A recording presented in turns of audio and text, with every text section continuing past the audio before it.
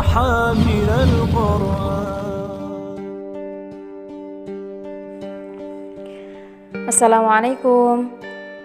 Bertemu lagi di channel Widi Inspirasi di episode pengalaman tak terlupakan dari para pejuang mahkota cahaya.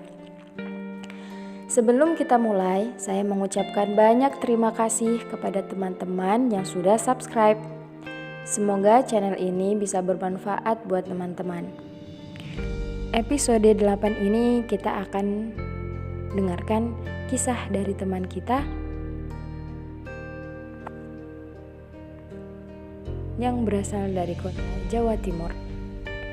Selamat menyimak. Assalamualaikum.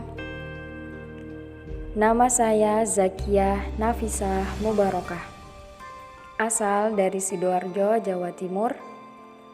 Saya akan menceritakan kisah perjuangan saya dalam menghafal Al-Quran. Alhamdulillah, dari kecil saya hidup dalam lingkungan pesantren. Semua bernuansa Islami. Sejak sekolah dasar, saya sudah belajar mengenali isi Al-Quran. Berusaha menghafalnya sedikit demi sedikit, walaupun pada saat itu saya hanya sekedar menuntaskan target saja. Setelah tamat SD, saya melanjutkan sekolah di pesantren. Awal saya masuk belum ada program khusus untuk menghafal. Tepat setelah 1 semester saya di sana, barulah diadakan program tersebut. Saya ingat sewaktu tes masuk program tersebut, saya hanya coba-coba saja. Ternyata lolos. Saat itu saya kira hanya kebetulan takdir saja. Hari-hari semasa SMP, saya jalani dengan penuh canda tawa, mainan, dan kurang serius dalam menghafal. Saya menyesal, dulu tidak berlari semampu saya. Saya tidak memanfaatkan waktu sebaik mungkin. Akhirnya, saya lulus dari SMP, lagi-lagi menghafal saya hanya untuk menyelesaikan target. Pada tahun 2016, saya masuk salah satu ma'had tahfidz. Saat itulah perjuangan saya baru benar-benar dimulai. Pada semester pertama sekolah, saya mengikuti i'dad Al-Quran, yaitu belajar bagaimana cara membaca Al-Quran dengan baik dan benar. Saya ingat pada saat itu saya sempat masuk ke halaqah terendah, yaitu halaqah santri dengan kualitas dan kuantitas hafalan yang belum sebagus teman-teman yang lain. Hingga pada pertengahan tahun 2017, saya dimasukkan oleh guru saya ke halaqah 1 atau halaqah tertinggi. Halaqah yang dipegang langsung oleh guru besar kami pada saat itu. Jujur, awalnya saya kaget dengan kondisi halaqah 1 yang menurut saya wow. Banyak hal yang membuat saya malu pada diri sendiri. Contohnya, dari segi bacaan, kecepatan menghafal, kedisiplinan, dan banyak lagi hal lainnya. Dari rasa malu itulah yang membuat saya semakin semangat memperbaiki diri lagi. Ditambah lagi support dari orang terdekat, yaitu guru, keluarga, dan teman-teman yang membuat saya semakin bersemangat. Saya sangat bersyukur Allah menakdirkan saya bisa menghafal Al-Quran di lingkungan yang sangat mendukung. Hingga sampailah saya di masa menghafal Al-Quran pada juz-juz yang berat. Dengan kosakata asing, banyak persamaan, dan berbagai rintangan lainnya. Saya merasa butuh perjuangan sekali untuk berhasil menyetorkan 1 juz di depan ustadzah saya. Sore itu saya menangis di depan ustadzah halaqah saya. Kami berbincang tentang masalah yang sedang saya hadapi dan beliau memotivasi. Sampai-sampai beliau berkata, "Zakiyah, tidak boleh lanjut ke juz selanjutnya kalau belum telepon dan minta doa dari Umi agar dimudahkan sama Allah dalam menghafal." Di sini beliau mengisyaratkan bahwa pertolongan Allah itu sangat penting dalam menghafal Al-Quran, terutama doa dari ibu yang mustajab untuk dikabulkan Allah Subhanahu wa Ta'ala. Besok paginya saya langsung telepon Umi dan minta didoakan.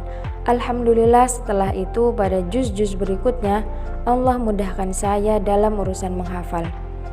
Itulah hikmah dari pentingnya doa memohon pertolongan hanya kepada Allah. Belum selesai perjuangan saya sampai di sini. Allah menguji keseriusan saya dengan adanya hambatan ketika saya menginjak 10 juz ketiga dalam Al-Quran.